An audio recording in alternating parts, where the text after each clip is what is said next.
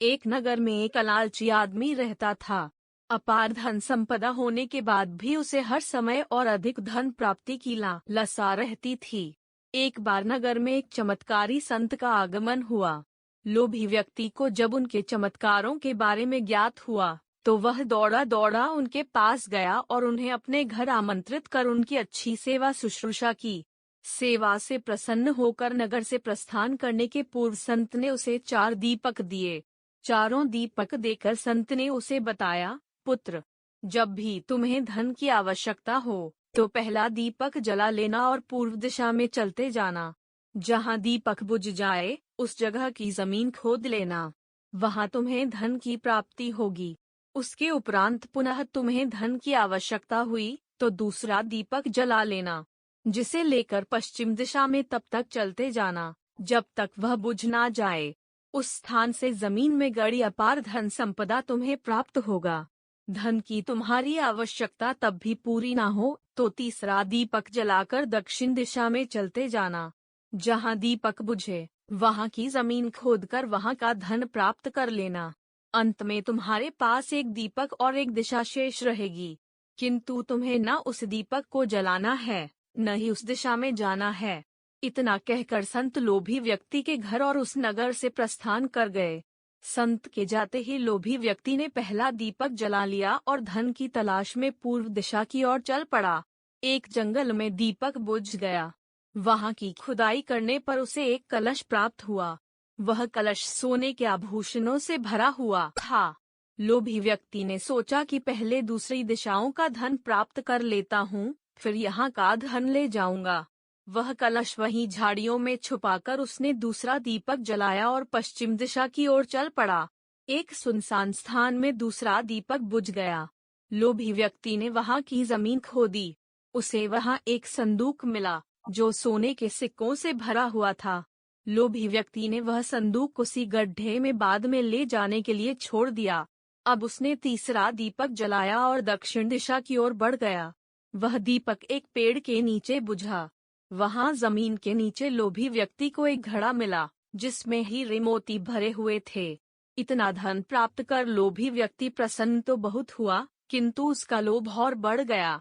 वह अंतिम दीपक जलाकर उत्तर दिशा में जाने का विचार करने लगा, जिसके लिए उसे संत ने मना किया था।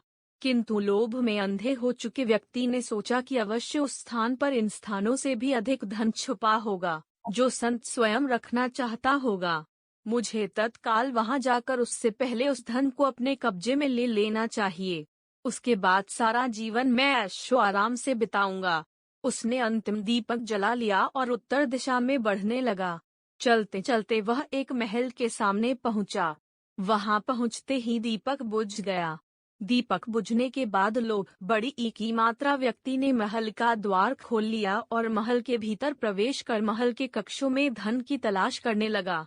एक कक्ष में उसे हीरे जवाहरातों का भंडार मिला, जिन्हें देख उसकी आंखें चौंधियां गई। एक अन्य कक्ष में उसे सोने का भंडार मिला। अपार धन देख उसका लालच और बढ़ने लगा। कुछ आगे जाने पर उसे चक्की चलने की आवाज सुनाई पड़ी।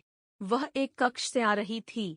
आश्चर्यचकित होकर उसने उस कक्ष का द्वार खोल लिया। वहां उसे एक वृद्ध व्यक्ति चक्की पीसता हुआ दिखाई पड़ा। लोभी व्यक्ति ने उससे पूछा, यहाँ कैसे पहुँचे बाबा? क्या थोड़ी देर तुम चक्की चलाओगे? मैं जरा सांस ले लूं, फिर तुम्हें पूरी बात बताता हूँ कि मैं यहाँ कैसे पहुँचा और मुझे यहाँ क्या मिला। वृद्ध व्यक्ति बोला। लोभी व्यक्ति ने सोचा कि वृद्ध व्यक्ति से यह जानकारी प्राप्त हो जाएगी कि इस महल में धन कहाँ कहाँ छुपा है, और उसकी बात मानकर वह चक्की चलाने लगा। इधर वृद्ध व्यक्ति उठ खड़ा हुआ और जोर जोर से हंसने लगा। उसे हंसता देख लोभी व्यक्ति ने पूछा, ऐसे क्यों हंस रहे हो? यह कहकर वह चक्की बंद करने लगा। अरे अरे, चक्की बंद मत करना। अब से ये महल तेरा है। इस पर अब तेरा अधिकार है और साथ ही इस चक्की पर भी। ये चक्की तुम्हें अब हर समय चलाते रहना है, क्योंकि चक्की बंद होते ही ये महल ढह जाएगा और तू इसमें दब कर मर जाएगा। गहरी सांस लेकर वृद्ध व्यक्ति आगे बोला, संत की बात न मानकर मैं भी लोभवश आखिरी दीपक जलाकर इस महल में पहुंच गया था। तब से यहाँ चक्की चला रहा हूँ। मेरी पूरी जवानी चक्की चलाते चलाते निकल गई। इतना कहकर वृद्ध व्यक्ति वहां से जाने लगा। जाते जाते ये बताते जाओ कि इस चक्की से छुटकारा कैसे मिलेगा? लोभी व्यक्ति पीछे से चिल्लाया। जब तक मेरे और तुम्हारे जैसा कोई व्यक्ति लोभ में अंधा होकर यहाँ नहीं आएगा, तुम्हें इस चक्की से छुटकारा नहीं मिलेगा। इतना कहकर वृद्ध व्यक्ति चला गया। लोभी व्यक्ति चक्की पीसता और खुद को कोसता